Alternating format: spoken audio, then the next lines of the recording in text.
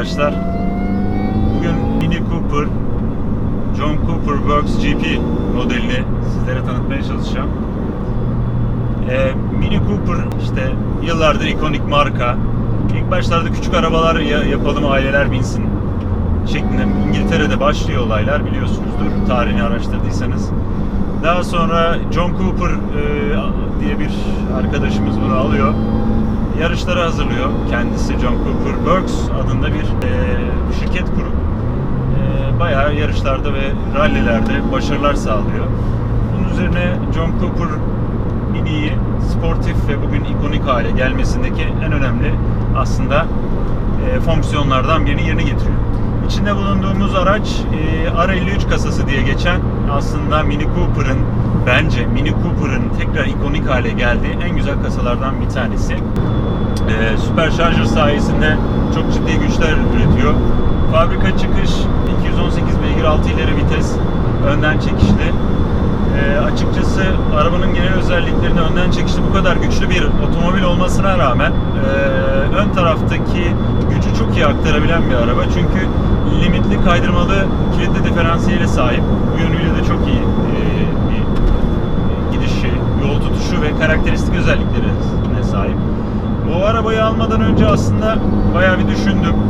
Yani Mini Cooper her zaman benim içimde kalan bir araçtı. Fakat bunun Mini Cooper'ın da en değerlisi ve en aslında zevklisini düşündüm hangisi olabilir diye. Ve aklıma bu Mini Cooper GP'yi almak geldi. 2000 tane üretildi. Daha sonra R56 kasası da aynı şekilde 2000 tane üretildi. Benimki 351 numaralı otomobil. 2000 tane seri üretim içerisinde, kısıtlı limitli üretim içerisinde 351 numaralı otomobil. Bu yönüyle aslında çok da özel bir otomobil. Elimden geldiğince de saklayıp kullanmayı ve bakımını ihmal etmeden koleksiyonumda kalmasını sağlamaya çalışacağım. Benim aracımda standart özelliklere ek olarak Superchips'in Mini Cooper GP için geliştirmiş olduğu bir yazılım var. Bunun üzerine açık hava filtresi sistemi var, gerçekten rahat hava alsın diye. Onun yanı sıra short shifter var, İngiltere'den gelen bir özel bir short shifter. Bu şekilde araç yaklaşık 240 beygir gücünde. 0-100'ü yaklaşık benim ölçebildiğim kadarıyla 5.8'ler 5.9'larda 100 kilometreye ulaşıyor. Son süratte de 240-250'leri rahat görebiliyor bu haliyle.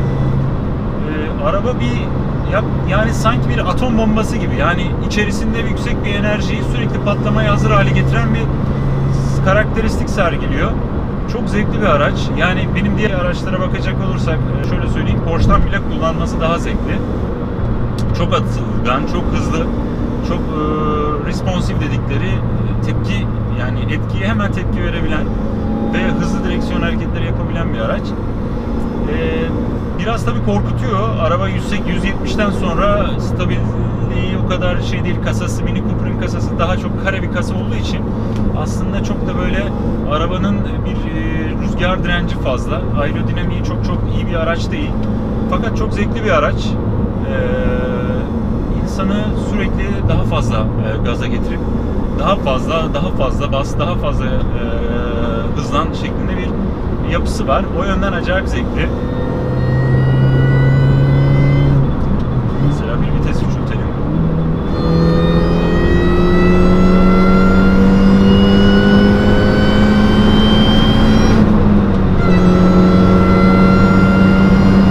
Yani inanılmaz çok fena, yani 190 olduk. 6 ileri vites. Short shifter'la çok daha keyifli kullanması 6 vitesin. Vitesler çok hızlı geçebiliyor. Ek olarak benim aracımda bir de Sprint Booster var. İki kademeli Sprint Booster. Şu anda orta kademesindeyiz. Vites geçişleri sırasında gaza çok hızlı tepki vermesini sağlıyor. Mesela bir kademe daha yükseltelim. Evet, kırmızıya geçti Racing modda. Mesela 2 vites küçülteyim, 4'teyiz.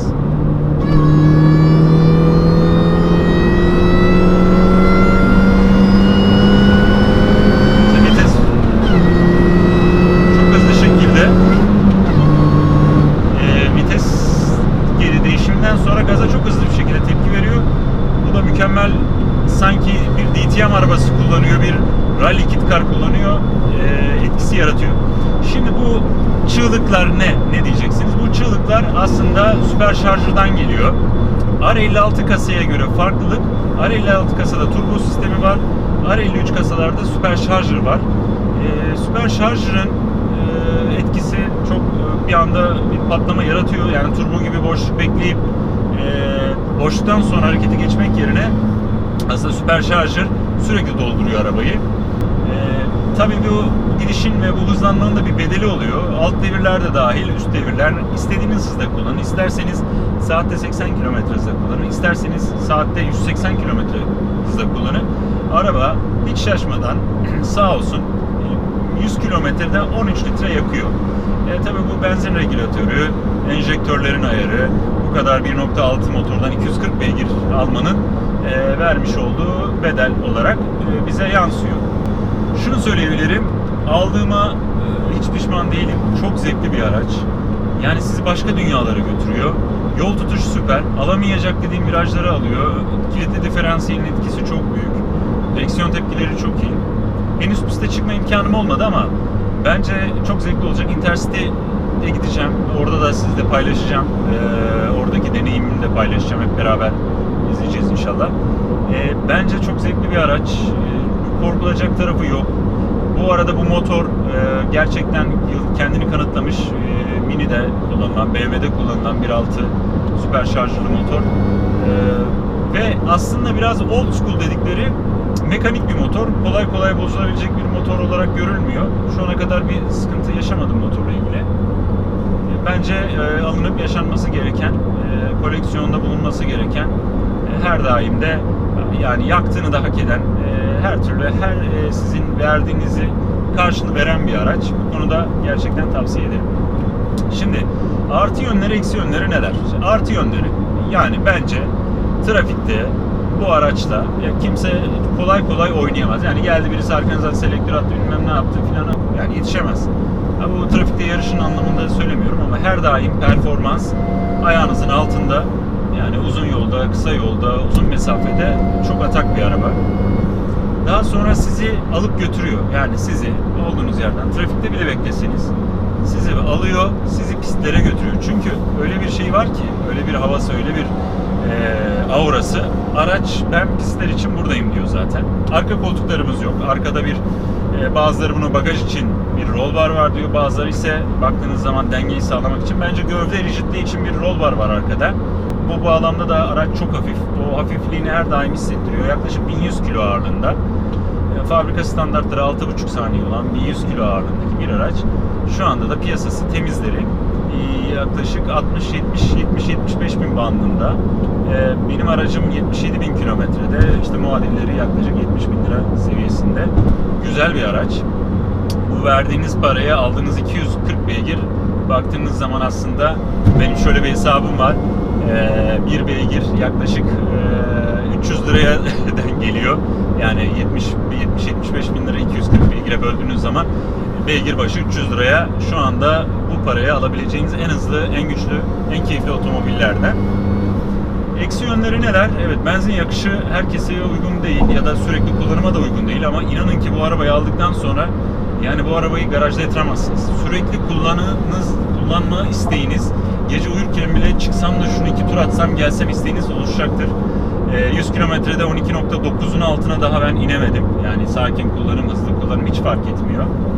Bunun dışında eksi yönleri ben karşılaşmadım ama direksiyon pompası ve direksiyon kutusuyla ilgili R53'lerin hassas olduğu söyleniyor ve kronik sıkıntılar içerisinde direksiyonla ilgili direksiyon pompası bozulması gösteriliyor.